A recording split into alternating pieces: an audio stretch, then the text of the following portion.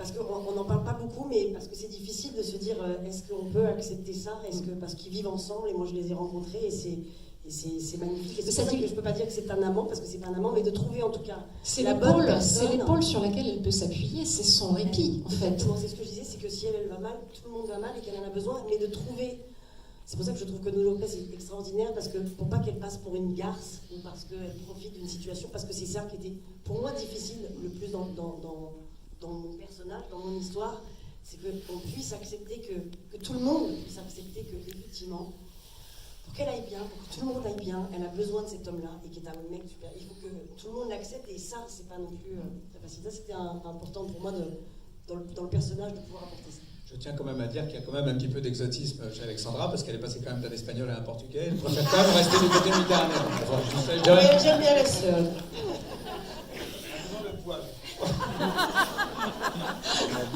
Il va vous faire passer le micro.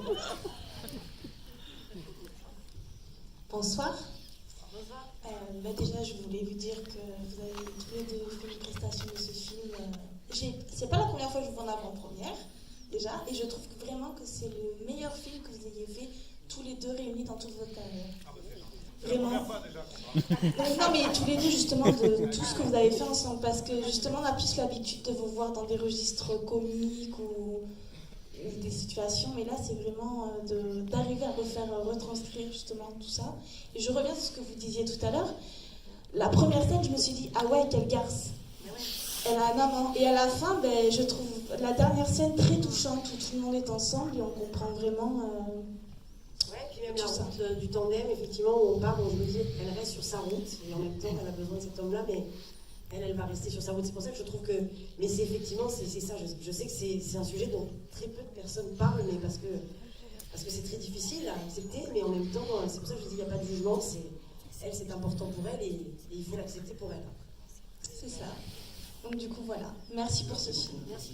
Peut-être une dernière question avant de vous libérer. Je fais juste une parenthèse, mais encore une fois, on ne vous a pas remercié parce que c'est vraiment, nous, voir une salle pleine à Montpellier, qui est une région chère au cœur d'Alex. Encore une fois, merci infiniment d'être là ce soir, de nous soutenir. Pour nous, c'est des moments très forts. Vous êtes nos premiers publics. Alors même si on sait que vous êtes tous plus ou moins liés à la région, je voulais quand même dire un mot du Pays Basque, dont les humeurs météo très changeantes, je trouve, collent merveilleusement aux états d'âme des uns et des autres dans ce film. C'est sûr que le Pays Basque, c'est un pays rude, c'est un pays... Voilà, donc, et ce qui est toujours étonnant sur un film, parfois on a des moments un peu magiques, c'est que quand il devait faire beau, il faisait beau, et quand la situation était difficile pour Béatrice, et toutes les tensions, il s'est mis à faire un temps basque, j'ai envie de dire. Donc, c'est un super pays, mais c'est bien quand il fait beau. Hein, c'est rare. Merci en tout cas. Merci à tous. À tous les trois. Le film sort le 3 avril prochain. N'hésitez pas à en parler autour de vous si vous l'avez aimé. Merci.